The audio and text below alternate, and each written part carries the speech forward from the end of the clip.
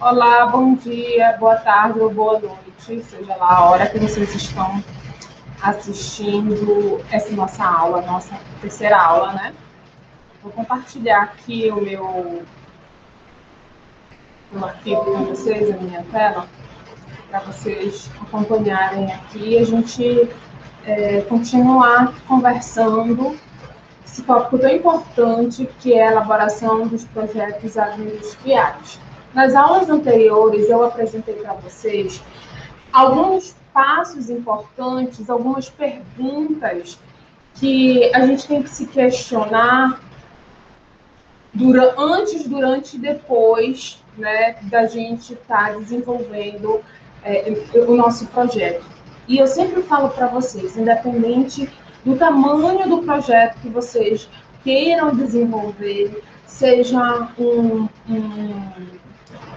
uma transformação pequena, um processamento pequeno, né, que vocês queiram fazer, por exemplo, na casa de vocês, ou então vocês querem implantar, reformar uma grande indústria, as perguntas, elas são as mesmas, né? A gente só vai ter uma modificação um pouco da questão da escala.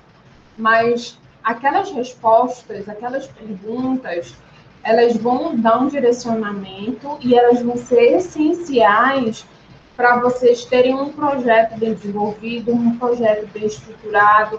Se a intenção de desenvolver esse projeto é buscar investidores, financiamento, então a chance de vocês adquirirem esse financiamento é muito maior. Então, na aula passada, a gente falou um pouco nas aulas anteriores, a gente falou dessas perguntas, desses porquês, desses comos, de quem vai estar comprando ou utilizando o nosso produto. Também conversamos também sobre... O que mais que a gente conversou? Do estudo de mercado que a gente tem que fazer, né? Então, analisar, uma vez decidido o produto que a gente... sempre eu enfatizo isso daqui, então, primeiro a gente não bate o pé no produto. A gente tem que bater o pé em quem? No mercado. Depois que a gente conhece o nosso mercado, a gente define o produto. E na aula passada, especificamente, a gente falou um pouco dessa questão do produto, de avaliar a questão. A gente tem alguns parâmetros sensoriais que vão avaliar se realmente aquele teu produto está redondo, está do jeito que o mercado está pedindo. E aí, depois que a gente define essa questão desses parâmetros, aí sim a gente vai pensar na estrutura da agroindústria. Mas, ainda continuando falando do produto, um dos pontos que são estratégicos para quando a gente fala de produto é quando a gente definir a matéria-prima que a gente vai estar trabalhando, né? Então, é importante e estratégico até muitas vezes a gente ter a nossa matéria-prima.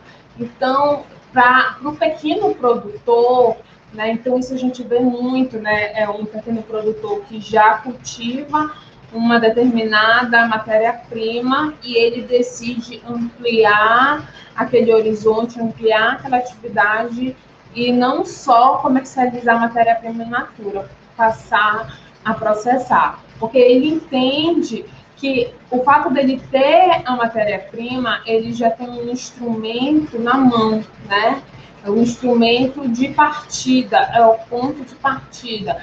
Então, ele tem um custo menor para adquirir aquela matéria-prima. Um dos pontos de carência de quem processa matéria-prima, muitas vezes a dificuldade é adquirir fornecedores que forneçam essa matéria-prima num custo acessível, né? Então, muitas vezes a matéria-prima, se não tiver num volume muito grande, a matéria-prima ela já vem cara, né? E aí, para processar uma matéria-prima cara, então a gente acaba tendo que repassar esses valores para o produto final. Então, a partir do momento que você tem a sua própria matéria-prima, você tem um custo menor, então isso facilita, porque, por exemplo, você pode diminuir um pouco a necessidade do capital de giro, né? Capital de giro é aquele capital que você vai ter que deixar na tua empresa para, tipo assim, para emergências. Por exemplo, você não pode mexer naquele dinheiro para pagar salário, para pagar prolabore, para comprar matéria-prima. Aquele material, aquele dinheiro, aquele investimento é para uma situação de emergência. Então, é um dinheiro que, teoricamente, fica parado dentro da empresa. E a partir do momento que você diminui um pouco os custos da sua matéria-prima, você também pode estar diminuindo essa quantidade de dinheiro parado, esse capital de giro. E, além disso, isso facilita também, isso dinamiza, isso investe, motiva um pouco a produção agrícola, né? Porque a gente acaba gerando mais renda para os agricultores, as agroindústrias acabam tendo um pouco mais de autonomia, porque a matéria-prima, quem está fornecendo matéria-prima a matéria-prima está sendo cultivada dentro da própria indústria, né? Então, tudo fica muito mais fácil. Então, o primeiro passo é definir a matéria-prima. Então, a gente define um produto, né? Você vai definir o produto, conhecer o mercado, definir o produto, depois vai definir a matéria-prima. E aí, durante esse processo, durante o processo de desenvolvimento, de criação do projeto, a matéria-prima vai ser o ponto zero, né? Vai ser o start de tudo. Então, alguns pontos que a gente tem que observar quando a gente fala de matéria-prima. Primeiro, planejamento, tá? Então, matéria-prima em quantidade exata para cada momento específico. É importante que a gente... Isso daqui, não é negociável. A gente precisa ter uma matéria-prima que tenha um baixo custo, mas ela tenha uma qualidade elevada, uma qualidade adequada. Não adianta só pensar em preço baixo e esquecer da qualidade da matéria-prima. Para você ter um produto final de qualidade, você tem que processar uma matéria-prima de qualidade. A gente não consegue fazer milagre.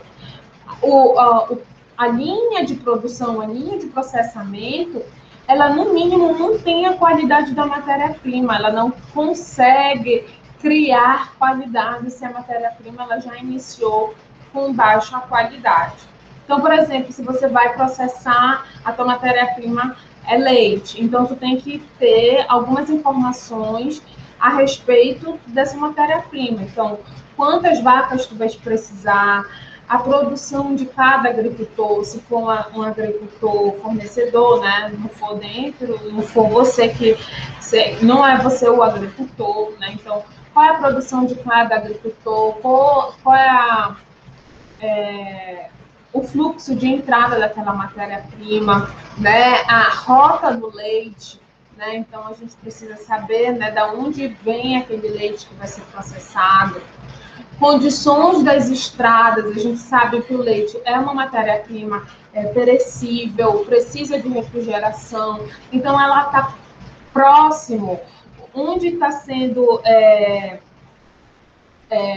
adquirido aquele leite, é próximo onde vai ser processado, vai ter que pegar a estrada é muito longe, né? Tem condições de chegar até a unidade de beneficiamento em boas condições.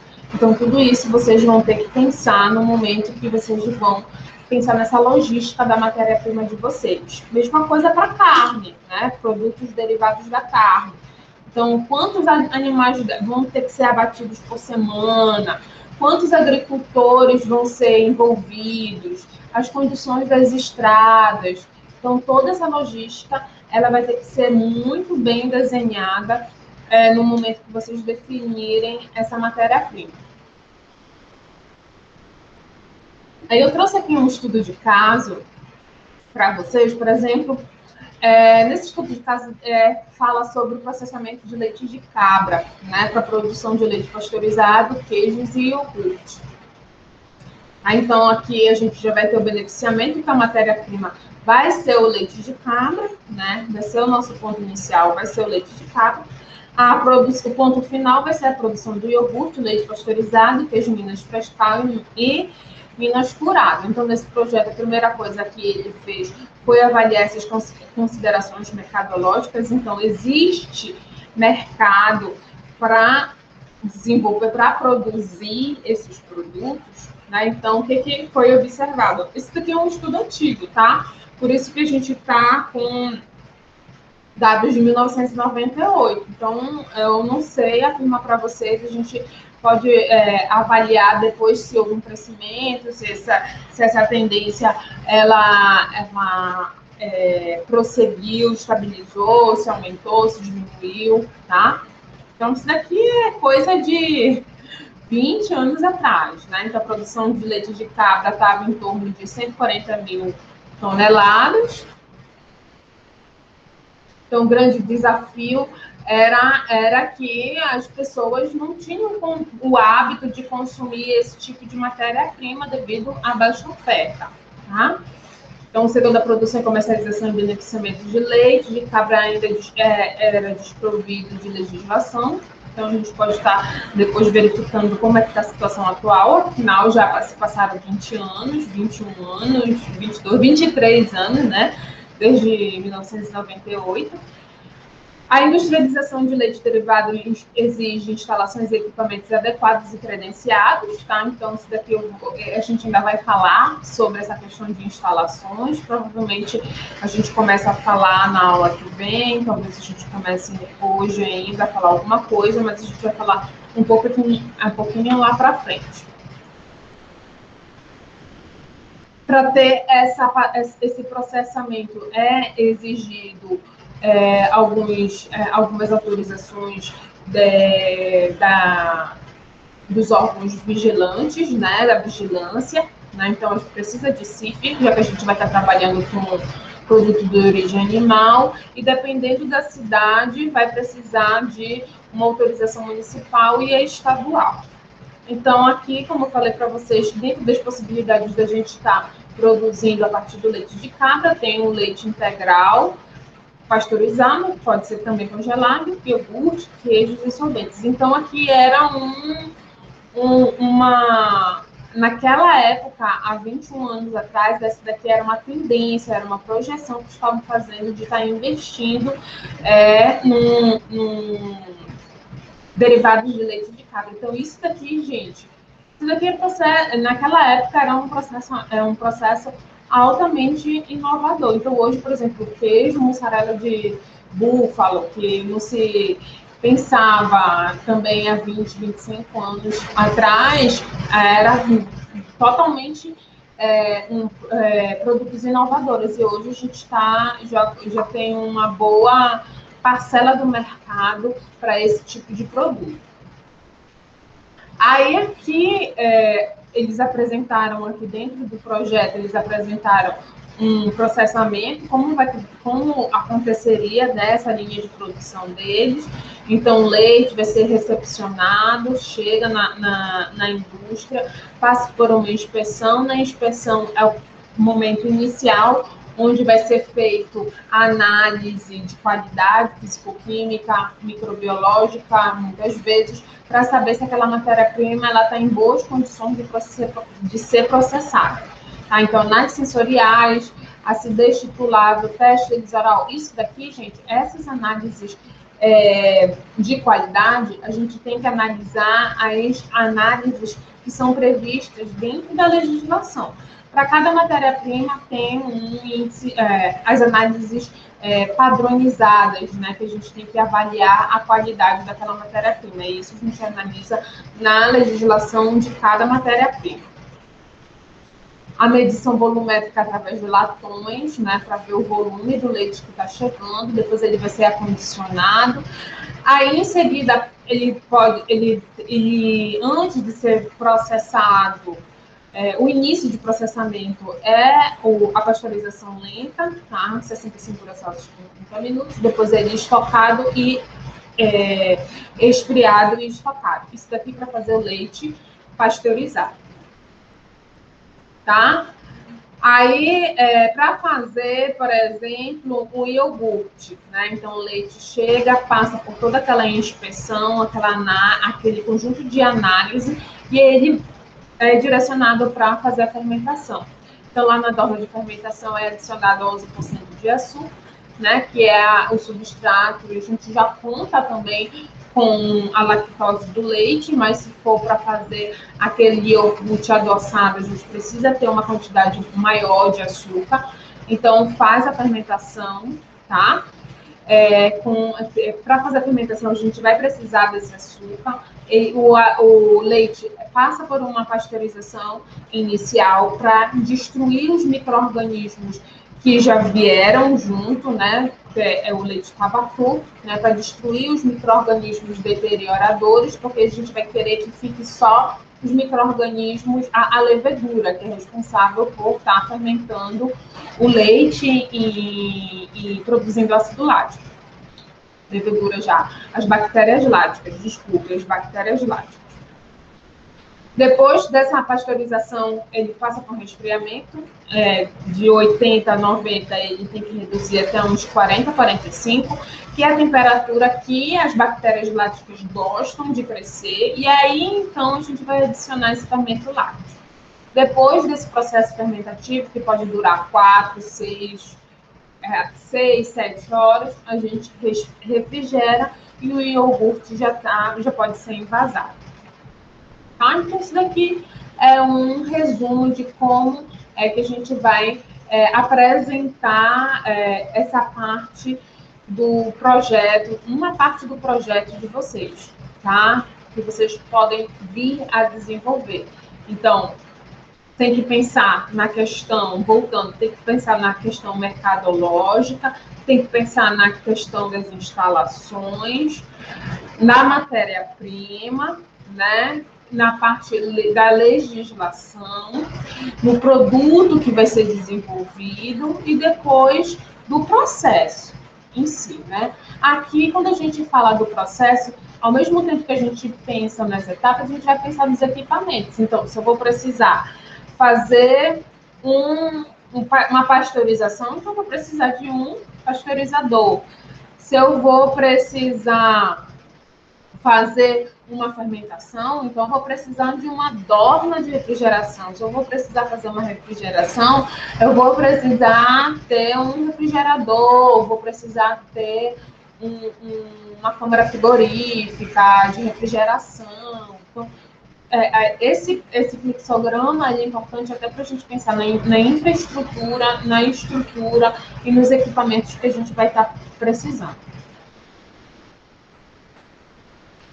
Aí aqui, nesse projeto, foi observado que um dos resíduos que mais é produzido é o soro do leite. Há 20 anos atrás, esse soro do leite era um problema sério, então muitas vezes ele era descartado e isso era um problema, porque como ele tem um alto índice de matéria orgânica, quando caía no lençol freático, contaminava rio, era uma contaminação muito grande, tá? Nos rios, nos lagos. Então, hoje, a indústria ela já tem um posicionamento muito diferente, porque ela já entende ela já vê esse soro de leite como um subproduto, tá? Então, hoje, ele é reaproveitado para a produção de outros produtos. Então, por exemplo, a gente tem o whey protein, né, que é uma das fontes de proteína isolada, que pode ser produzida a partir do soro do leite. Né? Então, hoje a indústria ela já tem essa nova concepção. Então, mas há 30 anos isso era um problema muito grande de descarte pelo alto potencial de poluição do meio ambiente. Uma vez pensado na matéria-prima, né, chega um momento que vocês vão ter que pensar na agroindústria em si, nas instalações, na estrutura física da agroindústria. Então, primeira coisa, quanto é que eu vou processar? Essa pergunta aqui de quanto vocês vão processar vai depender do mercado consumidor. Qual o potencial dele? Né? Então, quanto vocês estimam que vai ser demandado pelo mercado consumidor? Tá? Então, isso daqui vai determinar o tamanho da agroindústria, se é uma pequena, média ou indústria de alta escala. É preciso, no momento que vocês vão definir o tamanho da agroindústria, vocês precisam ter uma certa flexibilização, tá? Então, se vocês podem começar pequeno, mas projetar a agroindústria de vocês para uma expansão. Então, nunca trabalhem com o limite máximo, né? Com o limite, já comecem no máximo, porque depois, se vocês precisarem expandir, vocês vão ter que fazer tudo de novo, né? Toda estruturação da agroindústria. Então, é melhor começar com uma estrutura grande, mesmo que você comece numa escala menor, mas que depois você possa ampliar essa produção, do que ao contrário, tá?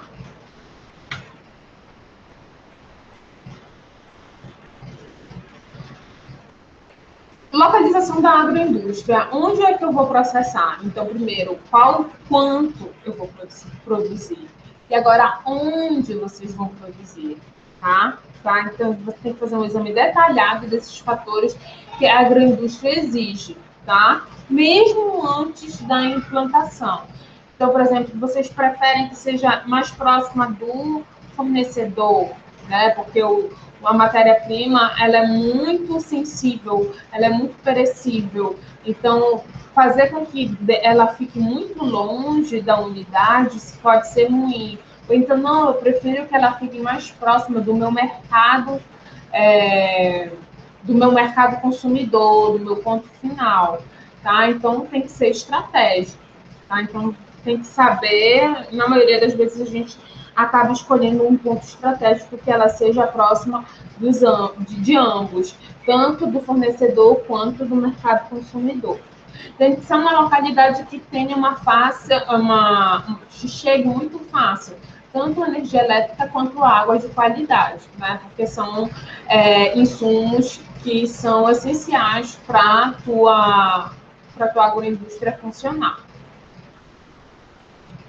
Então, o terreno tem que ser tamanho de acordo com a agroindústria, né? Então, sempre prever uma área livre para futuras expansões, que foi aquilo que eu falei previamente com vocês. Então, nunca comecem no máximo, né? Porque daqui a 30 anos, talvez hoje vocês não viabilizem um crescimento, mas daqui a 30 anos a produção precisa crescer e aí vocês já têm uma condição de fazer essa expansão, tá? Tem que ter um espaço de circulação interna de veículos, né? Tem que ter, por exemplo, um acesso, pelo menos uma estrada, boas estradas para fazer o escoamento dessa produção, tá? Isso facilita e economiza muito no transporte, tá? Então, quando você já pensa, já viabiliza esse acesso, então você acaba economizando, baixando custos e fazendo com que o teu lucro seja maior. O terreno ali tem que ser isento de odores indesejáveis, fumaça, pó e contaminantes. Então, por exemplo, ficar perto de chão, de aterro sanitário, né? Como é o nome, gente? Matadouro, né? Então, isso sem condições, tá? Porque isso daí acaba influenciando na qualidade do produto que você vai estar processando. Né? Nenhum órgão de vigilância vai autorizar a tua indústria processar alimento em lugares inóspitos, que a gente fala, tá? Então, não deve estar exposta a riscos de inundações, então isso também vai ser importante de ser observado no momento que vocês forem desenvolver o projeto de vocês. E aí a gente começa a falar da agroindústria propriamente dita. Aí a gente vai pensar na infraestrutura. Então, quando a gente vai pensar na agroindústria, a gente, na linha de produção da área interna, né, a gente vai ter que dividir o nosso fluxo de trabalho em duas áreas, área suja e área limpa. A área suja, por exemplo, é a área contaminada. É a área, por exemplo, que a matéria-prima chegou, que ainda não foi higienizada. É a área onde está sendo eliminado o lixo, né? Ou então os subprodutos. Isso é a área suja. E a área limpa é, por exemplo, é a área de processamento já da matéria-prima higienizada. Então, esses fluxos, eles não podem se cruzar. Justamente, ó, tem que evitar o contrafluxo. Elas não podem se encontrar. A área suja, ela não pode entrar em contato com a área limpa, justamente para estar evitando a contaminação cruzada. Então, por exemplo, chega um pedaço de carne, né? E você corta, processa aquela carne, né? E aquela carne vai ser levada para o resto do processamento. Aí você não higieniza aquela carne, aquela tábua, e traz uma outra matéria-prima, né? De diferente, um frango para cá. Então, os micro-organismos que estavam na carne vai estar em contato com aquela nova matéria-prima. Né? Então, era como se aquela tábua fosse a área suja e aquele frango, aquela nova matéria-prima, fosse a área limpa. Isso daí é o que a gente chama de contaminação cruzada. Isso daqui eu dei um exemplo de cozinha, né, para vocês entenderem melhor. Mas isso acontece a mesma coisa dentro da indústria. Por exemplo, chega um lote de laranja, né? Chegou um lote de laranja lá na recepção. A recepção normalmente é uma área suja. Aí depois da recepção vai para a área de higienização, lavagem, nova lavagem, né, para remoção das sujidades. Aí, se tu pegar aquela laranja já higienizada e voltar para a recepção, você está fazendo um contrafluxo. Você vai estar levando uma matéria-prima que já foi higienizada para uma área suja. Então, isso daí você vai estar fazendo uma contaminação cruzada. Então, no momento que vocês forem pensar na infraestrutura, por isso que na maioria das vezes a gente gosta de fazer um layout linear para estar evitando esse contrafluxo, essa contaminação cruzada. O projeto permite a separação dos setores para evitar a contaminação cruzada. Tá? Então, olha só, aqui, essa moça chegou aqui na recepção, pegou as frutas, descartou a parte boa da parte ruim. Ó, o que tá bom vai passar por essa esteira que vai seguir na linha de produção, tá? Então, o que tá ruim ficou nessa área e o que tá bom vai para essa outra área para seguir no processo. Provavelmente daqui é a recepção e daqui ele vai para a higienização. Então, perceba aqui que é linear a linha de processo. Não há uma contaminação dessa área suja com essa área limpa. Então, para isso, o layout ele se faz muito importante. Tá? Então, essas áreas de produção, elas têm que ser muito bem planejadas para justamente evitar esses fluxos cruzados e garantir que as áreas ocorra uma separação física. Então, por isso que, por exemplo, banheiro dentro da linha de produção. Né? Então, é muito complicado. Na maioria das vezes, a gente não tem banheiro dentro da linha de produção. Ela é separada, justamente porque banheiro é uma área suja. E a área de produção, de processamento, deve ser uma área limpa. Então, quando a gente fala de layout, a gente está pensando falando mesmo dessa configuração da instalação, os equipamentos, dessa distribuição em cada área. E para a gente falar em layout, a gente já tem que estar definido o quê? Aquele fluxograma. Semelhante àquele fluxograma que eu falei lá do leite de cabra para vocês. Porque a partir do momento que a gente sabe quais são as etapas que a gente vai precisar para processar, a gente pode pensar num espaço físico. Então aqui pode ficar o concentrador, aqui vai ficar o tanque de limpeza, aqui vai ficar a dorna de fermentação. Então não tem como pensar no layout se antes tu ainda não definiste o teu fluxograma, tá? Então o layout, ele pode simplesmente arranjar ou rearranjar várias máquinas e equipamentos até a gente atender uma disposição mais agradável, tá? Então deve estar estabelecido o fluxograma do processo. Então, não adianta querer fazer layout se antes o fluxograma do processo ainda não está definido. Por isso que é lá no começo que a gente faz o fluxograma do processo. Aí eu mostro para vocês aqui um exemplo, né, de fluxograma. Então, aqui eu tenho uma planta baixa da área de processamento, de produção de doce, de frutas em calda, compota, né? Bora ver o que a gente entende aqui. Ó, aqui a gente tem a plataforma 1 na área 1, a gente tem recepção, pesagem e lavagem. É uma área suja, né? Porque aqui os frutos ainda vão ser lavados. Depósito, aqui as frutas podem ser armazenadas, ó, o banheiro separado. Vocês percebam aqui como o fluxo está linear, ele não está circular. Vou mostrar para vocês, ele não é circular, porque no momento que ele faz esse movimento de círculo, ele pode favorecer essa contaminação cruzada. Aqui na área, aqui nesse S1, tanque para lavagem, é o tanque para lavagem. 2 é a balança, porque está chegando, a gente precisa saber quanto de matéria-prima está chegando. 3, bancada para seleção e classificação. Então, na seleção e classificação, a gente vai separar os frutos bons dos ruins, aqueles que estão estragados, aqueles que não estão em boas condições, tá?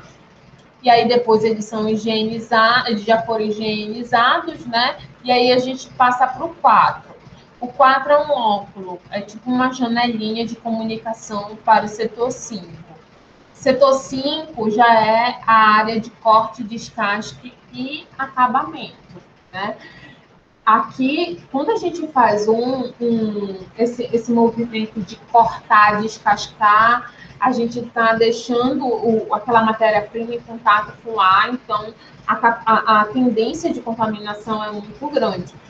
Então, essa área aqui, a gente já faz a necessidade de fazer essa área limpa. Por isso que esse corte, descasque, ele só é feito depois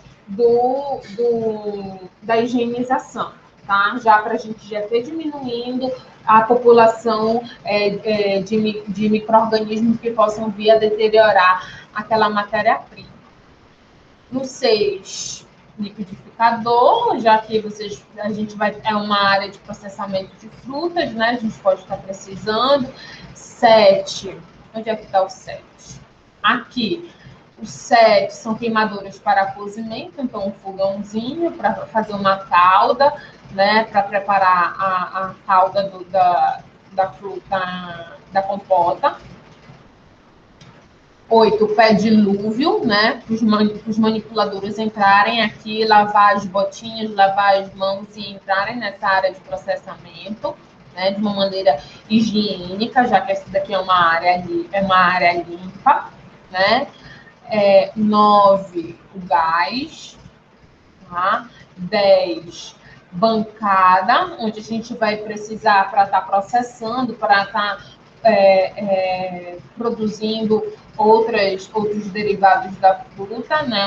11 é a mesa de aço inoxidável. 12, balança. 13, freezer, tá? Aqui onde é que a matéria-prima pode ser estocada. Percebam que a linha da produção, ela é linear, né?